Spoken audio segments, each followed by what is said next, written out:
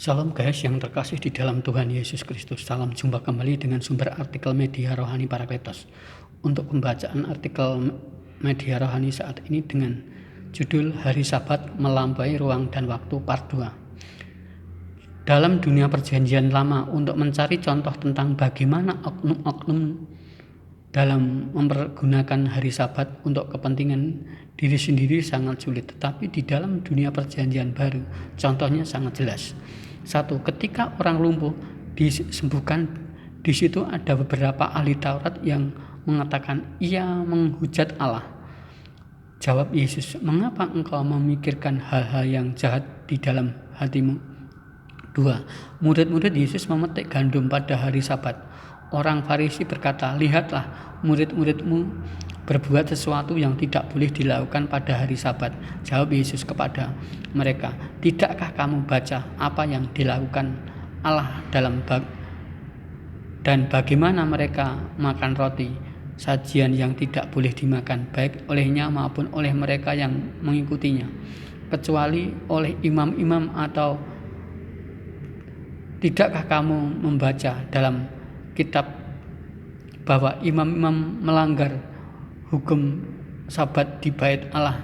Namun 3, jika memang kamu mengerti firman ini, yang ku kehendaki ialah belas kasihan dan bukan korban persembahan, tentunya kamu tidak menghukum orang yang tidak bersalah, karena anak manusia Tuhan atas hari Sabat."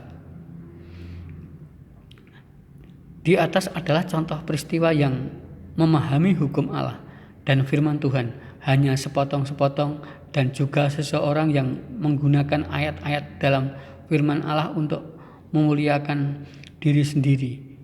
Di sini orang Farisi mencoba mempersalahkan murid-murid dari Tuhan Yesus karena memetik gandum di hari Sabat. Apa tanggapan terhadap orang tersebut? Tidakkah kamu baca apa yang dilakukan Daud ketika di dalam ia dan mereka? Tuhan Yesus ingin menjelaskan bahwa di dalam memahami firman Tuhan itu harus utuh dan holistik. Dia juga ingin bicara bahwa firman Allah tidak dipolitisir untuk kepentingan diri sendiri, golongan dan kekuasaan semata. Tuhan Yesus juga mengajarkan tentang humanisme atau memanusiakan sesamanya. Ia juga mengajarkan untuk mengetahui latar belakang permasalahan. Pada waktu itu Daud sedang dikejar-kejar Saul yang memusuhinya karena permasalahan tahta kerajaan Israel. Kedudukan Saul sebagai raja sedang terancam, sedangkan kandidat yang menggantikannya adalah Daud. Saul sudah kehilangan wibawa dan pengaruhnya di hadapan rakyat Israel. Semuanya itu hilang dimulai sejak peristiwa Goliat, raja Filistin yang menyerang Israel. Dalam peristiwa itu Daud dianggap membunuh berlaksa-laksa banyaknya, sedangkan Saul hanya berjuta-juta banyaknya.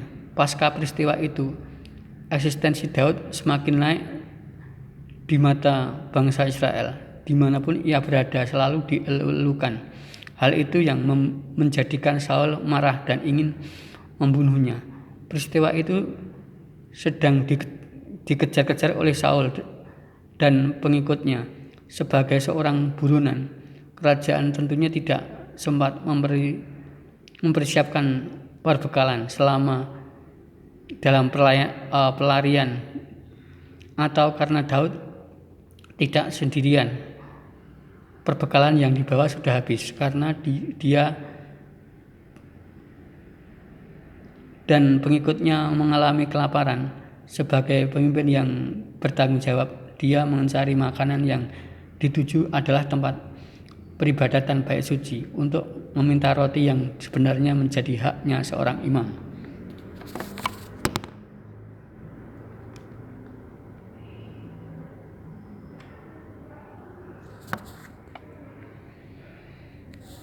Yang menjadi pertanyaan,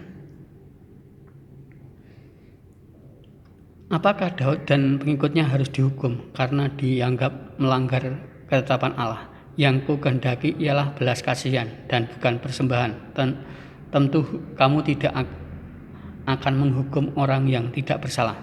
Peristiwa orang Samaria yang murah hati menjadi penegasan bagaimana umat Allah harus bertindak, bersikap dan mengambil keputusan untuk yang benar kepada sesamanya manusia. Yesus membuat gambaran yang luar biasa untuk menjelaskan tentang pendapatnya terhadap sesama manusia. Ada seorang yang turun dari Yeriko menuju Yerusalem. Dalam peristiwa itu, dalam perjalanan dirampok. Bukan hanya harta bendanya yang hilang karena dibawa oleh perampok, tapi ia juga dianiaya terlebih dahulu sampai kondisinya setengah mati, lalu ditinggal begitu saja di jalan itu.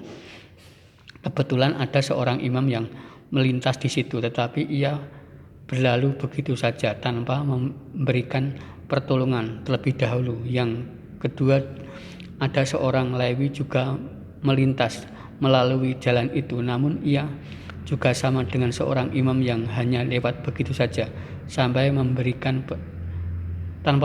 pertolongan kepada korban perampokan itu. Yang ketiga, melintasi seorang Samaria yang sedang dalam perjalanan melewati tempat kejadian perkara.